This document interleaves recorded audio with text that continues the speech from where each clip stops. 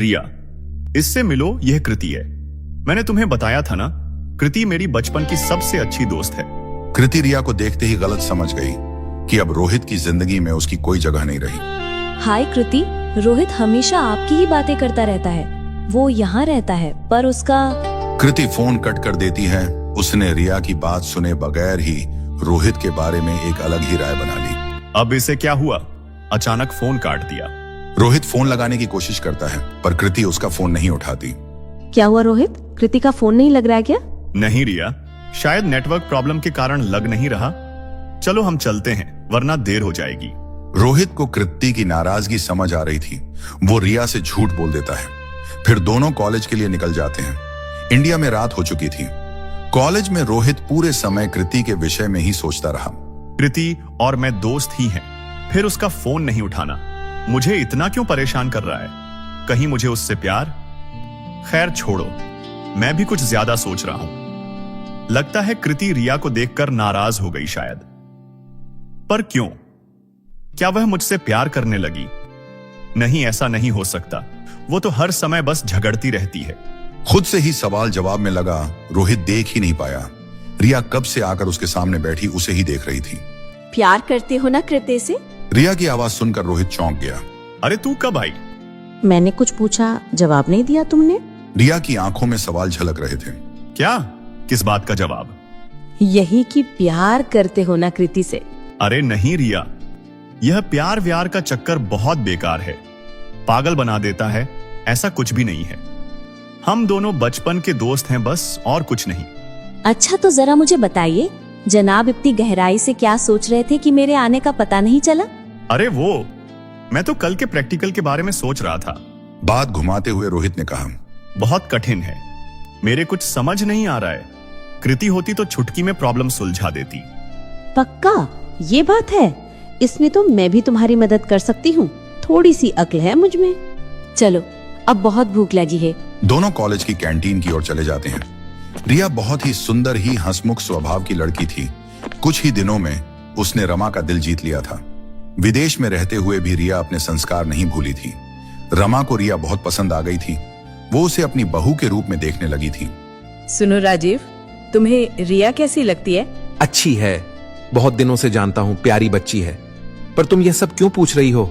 वो कुछ नहीं। रोहित और रिया साथ में बहुत अच्छे लगते हैं। इन दोनों की जोड़ी के बारे में आपका क्या कहना है? रमा, तुम भी अभी से रोहित के मन में ये बातें डालना चाहती हो? रोहित को पढ़ने लिखने दो। ये पागलों जैसी बात अपने दिल में ही दफन कर दो, समझी तुम? रमा चिढ़कर वहां से उठकर बेडरूम में चली जाती है। राजीव अपने लैपटॉप में लग जाते हैं। कृति ने जब से रिया को देखा तो बहुत बेचैन हो उठी थी। गुस्से में रोहित के कॉल्स भी रिसीव नहीं किए। थोड़ी देर बाद शांत होकर खुद को समझाते हुए बोली, मुझे रिया को देखकर इतना गुस्सा नहीं करना चाहिए था। रोहित की अपनी जिंदगी है, वो किसी से भी दोस्ती कर सकता है। आखिर उसे भी तो नए दोस्तों की जरूरत है।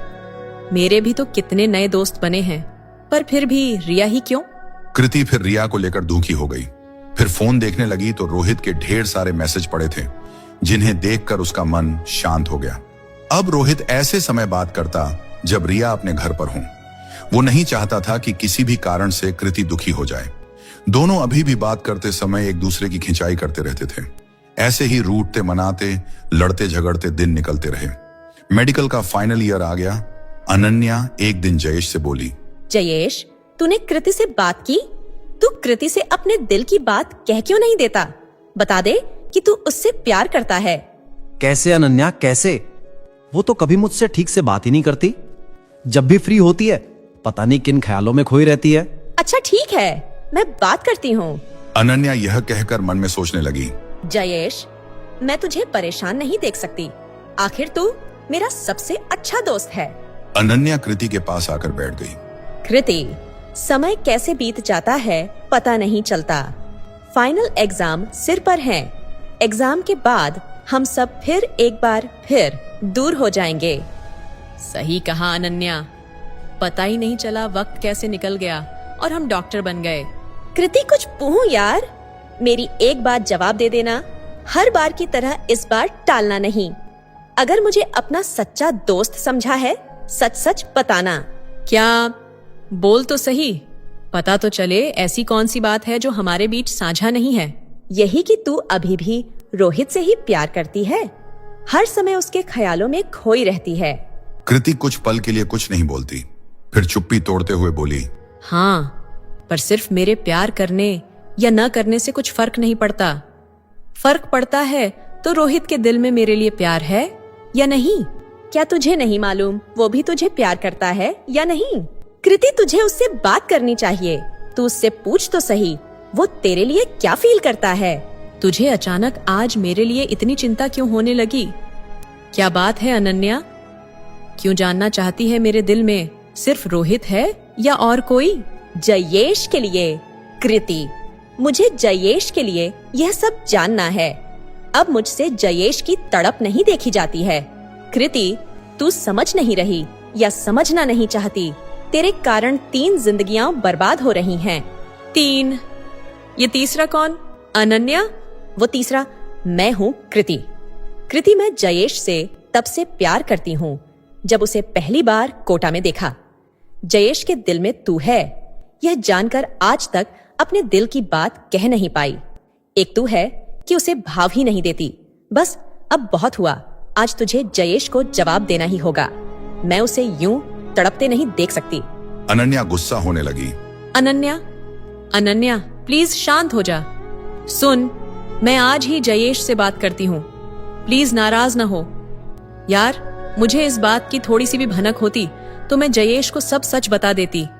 एक बात बता, तुझे तो मेरे मन की बात पता थी, फिर तूने मुझसे इतनी बड़ी बात छुपाई क्यों? मैं तो यही सोचती रही वो खुद ही थक हार कर मेरा पीछा छोड़ देगा। वो पागल मेरे प्यार में पागल है, मुझे आज पता चला। मुझे सब सही करना होगा, तू चिंता मत कर, जयेश से बात करती हूँ। अनन्या को समझाते हुए कृति ने कहा। उधर अमेरिका रोहित के साथ एक दिन बहुत बड़ी दुर्घटना घट गई। रिया रोहित से मिलने आई हुई और गेट से पास पहुंचकर फोन पर अपने पापा को फोन करके बताने लगी। हेलो पापा, मैं रोहित के यहाँ हूँ। आप मेरी चिंता मत करना, मैं कॉलेज से सीधे घर ही आऊंगी। रिया कानों में ईयरफोन लगाकर बात कर रही थी। राजीव अपनी गाड़ी स्टार्ट कर ऑफिस के लिए निकलने लगे तो देखा सामने रिया खड़ी है। उन्होंने हॉर्न बजाते हुए रिया को हटने का इशारा किया, पर रिया बातों में मग्न थी। ईयरफोन के कारण कोई आवाज नहीं सुनाई दे रही थी। राजीव ने तुरंत ब्रेक लगाने की कोशिश की, पर पता नहीं कैसे गाड़ी के ब्रेक फेल हो गए। रिया की पीठ गाड़ी की ओर थी। रिया हट जाओ, रिया! राजीव के चिल्लाना सुनकर रमा और रोहित दौड़कर बाहर आए तो एक पल में माजरा समझ गए। रमा ने रिया को हटाने की कोशिश की, लेकिन देर हो गई और गाड़ी उन दोनों को टक्कर मारती हुई जोर से दीवार से टकरा गई। एक पल में रोहित की हंसती खेलती दुनिया तबाह हो गई और देखते ही देखते रोहित अनाथ हो गया। रोहित जब तक बात को समझ पाता कि क्या हुआ, क्यों पापा चिल्लाए, क्यों मां भागी, तब तक दुर्घटना घट चुकी थी। उसकी आंखों के सामने उसके माता पिता ने दम तोड़ दिया। रिया भी बहुत बुरी तरह जख्मी हो गई थी। जिस समय हादसा हुआ, रिया फोन पर पापा से बात कर रही थी। उन्हें फोन पर चीख पुकार सुनकर हादसे का अंदेशा हो गया था। रिया बेबी, क्या हुआ? हेलो हेलो रिया। प्रशांत फोन पर रोहित के घर को भागे। ड्राइवर, जल्दी से राजीव के यहाँ चलो। रोहित रोते हुए घर के नौकरों से, प्लीज कोई एम्बुलेंस को फोन करो। आवाज सुनकर रोहित के पड़ोसी आ गए थे। सब रोहित के साथ मिलकर राजीव को गाड़ी से बाहर निकालते हैं। उनके सिर पर बहुत चोट लगी थी। रोहित दौड़ दौड़कर कभी मां तो कभी रिया, कभी पापा को पकड़कर बिलख रहा था। तब तक प्रशांत भी वहां पहुंच गए और साथ ही एम्बुलेंस भी सभी को हॉस्पिटल ले जाया गया। राजीव और रमा को डॉक्टर ने मृत घोषित कर दिया था। ये सुनते ही रोहित तो टूटकर बिखर गया। रिया गंभीर रूप से घायल थी। उसको डॉक्टर तुरंत ही ऑपरेशन के लिए ले गए थे। हॉस्पिटल में प्रशांत के अलावा रोहित का साथ देने सिर्फ 1-2 भारतीय दोस्त थे, जिन्होंने रोहित के माता पिता के अंतिम संस्कार में रोहित की मदद की। डॉक्टर बाहर आकर बताते हैं, रिया का ऑपरेशन सफल हो गया, पर क्या डॉक्टर, मेरी बेटी ठीक तो है ना? उसे कुछ हुआ तो नहीं? साफ साफ बताइए डॉक्टर। आपकी बेटी अब पूरी तरह खतरे से बाहर है, पर अब वो कभी भी अपने पैरों पर खड़ी नहीं हो सकती। क्या? डॉक्टर ऐसा मत कहिए, मेरी बेटी को ठीक कर दीजिए। हे भगवान, ये सब क्या हो गया मेरी बेटी के साथ? लड़खड़ाते हुए दीवार का सहारा ले गए प्रशांत। आई एम सॉरी हमें बहुत अफसोस है कि रिया अब कभी अपने पैरों पे खड़ी नहीं हो सकती।